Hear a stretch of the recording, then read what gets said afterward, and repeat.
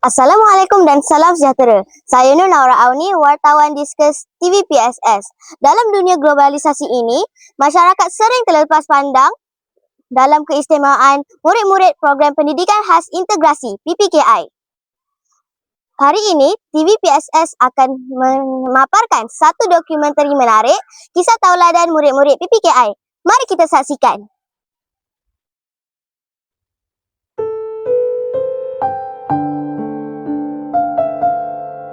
Nama aku mungkin tidak penting. Ada orang memanggil aku anak istimewa. Ada juga yang melihat aku sebagai murid yang berbeza. Tapi setiap pagi, aku datang ke sekolah dengan impian yang sama seperti mereka. Untuk belajar, berkawan dan menjadi lebih baik. Ada perkataan yang suka aku sebut.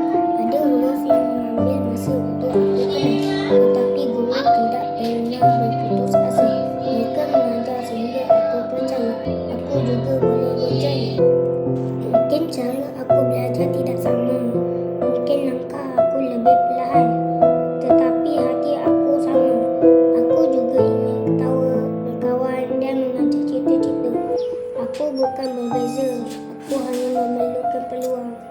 Kemanusiaan bukan tentang melihat kekurangan seseorang. Kemanusiaan ialah melihat nilai yang ada pada setiap insan. Apabila peluang diberi, harapan akan terus hidup. Salam sejahtera, cikgu. Salam sejahtera. Boleh cikgu memperkenalkan diri dan jawatan cikgu di PPKI?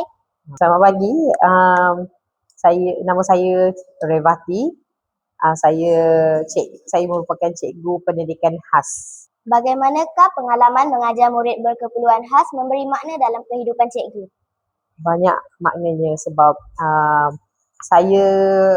option saya merupakan TESOL. Tapi bila saya mula mengajar pendidikan khas, saya dapat banyak pengalaman. Satu dari segi bagaimana cara untuk mengawal murid autism, ADHD, Down syndrome, lepas tu disleksia macam tu. Dan juga dari segi ajaran. Tidak sama seperti kita ajar untuk budak perdana. Dekat PPKI, cabaran dia lagi tinggi daripada perdana. Pada pendapat cikgu, apa keistimewaan murid-murid PPKI? Keistimewaan dia, dia dengar cuma tak faham. Itu je. So, kita kena bagi arahan yang mudah dan ringkas supaya membuatkan diorang faham cepat dengan faham arahan tu, membuat arahan tu. Okey, keistimewaan diorang nampak je macam ni normal, tapi kita tengok ada yang kadang-kadang physically disabled, mentally very low, walaupun ada masalah pembelajaran. Dari segi sukan, dia aktif. Terima kasih cikgu. Okey, sama-sama. Perbezaan bukanlah jurang, sebaliknya sebuah ruang untuk kita saling memahami. Mereka tidak memerlukan simpati, mereka hanya memerlukan peluang. Kemanusiaan tidak diukur melalui kesempurnaan, tetapi melalui cara kita menerima insan lain. Kerana setiap anak berhak bermimpi, disayangi dan diberi peluang.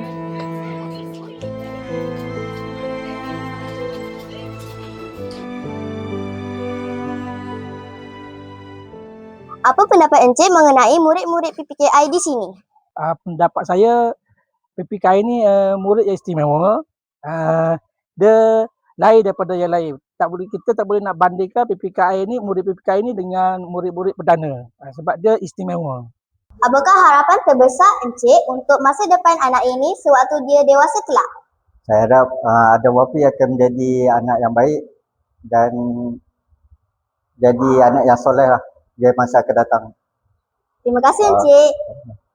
Apabila kasih sayang menjadi bahasa, setiap anak mampu memahami dunia.